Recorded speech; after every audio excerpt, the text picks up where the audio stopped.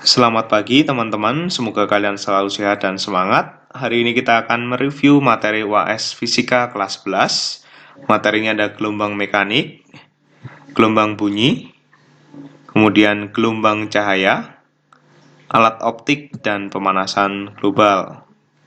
Kita langsung saja ke gelombang mekanik.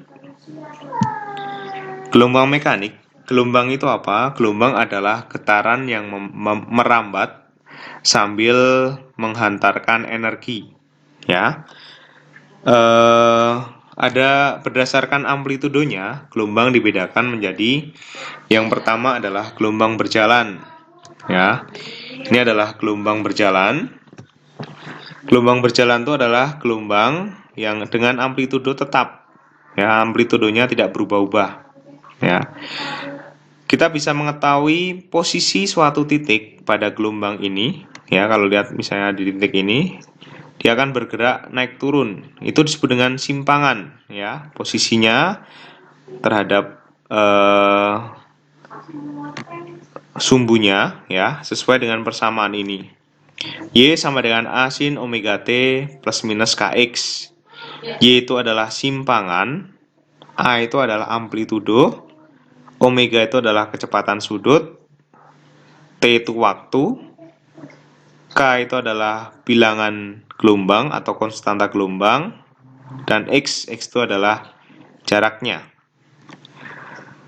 Selain posisi suatu titik pada gelombang ini, kita bisa mengetahui juga kecepatan titik itu, ya, dengan cara menurunkan persamaan simpangan ini.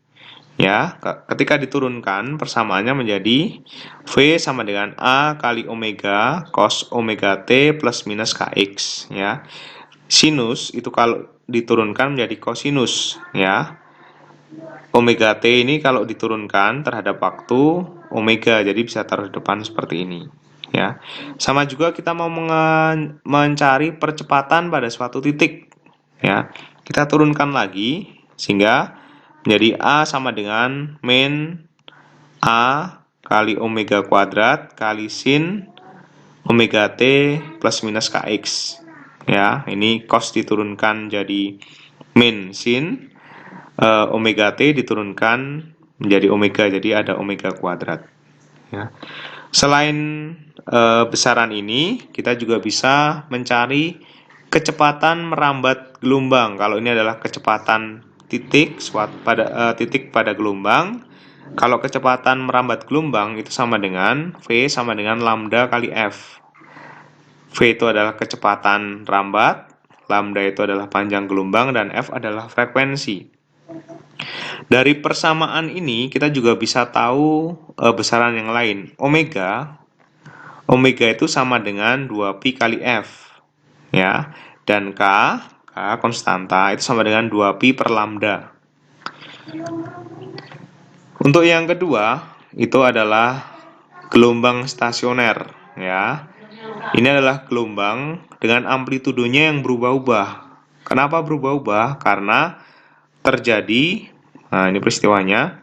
Ini adalah contoh, ada dua gelombang ujung terikat dan gelombang ujung bebas. Ini adalah contoh gelombang ujung terikat, ya. Ketika ujungnya terikat, gelombang ini akan mengalami ada dua, yaitu gelombang datang dan gelombang pantul, ya. Jika sefase, gelombang ini akan saling menguatkan, ya, atau disebut dengan konstruktif. Kalau beda fase, dia akan saling mengurangi atau menghilangkan, beda fase tadi, destruktif, ya. Nah, ini untuk gelombang ujung terikat, itu simpangan sama dengan 2A sin Kx cos omega T. Lihat di sini, ini adalah gelombang ujung terikat. Ini adalah grafiknya seperti grafik sinus, diingat-ingat, ya. Yang kedua, yang B, gelombang ujung bebas. Nah, ini ujung-ujungnya itu dapat bergerak naik turun, ya. Bergerak naik turun, ya. Persamaannya Y sama dengan 2A cos Kx kali sin omega T. Ya, kalau kalian lihat ini di sini, ya. Ini yang pertama adalah seperti grafik cos, ya, seperti grafik kosinus.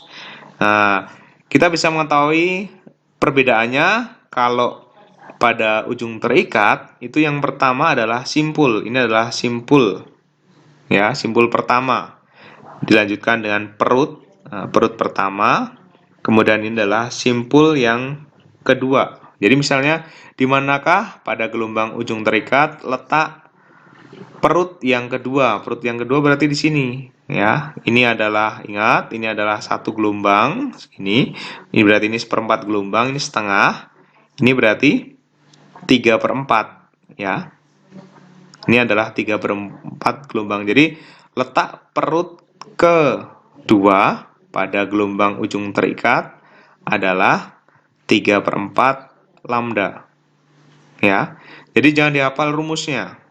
Ya, untuk menentukan perut dan simpul. Misalnya pada gelombang ujung bebas pasti depannya cos dulu. Ya, 2A cos kx kali sin omega t. Nah, kita lihat di sini. Misalnya tentukan letak simpul yang ketiga. Pada ujung bebas, yang pertama itu adalah perut. Ini adalah perut yang pertama. Ya, perut pertama. Nah, ini perut pertama. Nah, tadi yang ditanyakan adalah simpul yang ketiga. Berarti ini simpul yang pertama, simpul yang kedua, simpul yang ketiga. Ya, jaraknya berapa? Nah, jaraknya adalah 1/4 lambda. Ini adalah 1 lambda. Kemudian adalah 1/4 lambda. Jadi, untuk menentukan perut dan simpul, tidak perlu kalian menghafal rumus. Cukup kalian memahami dengan gambar seperti ini.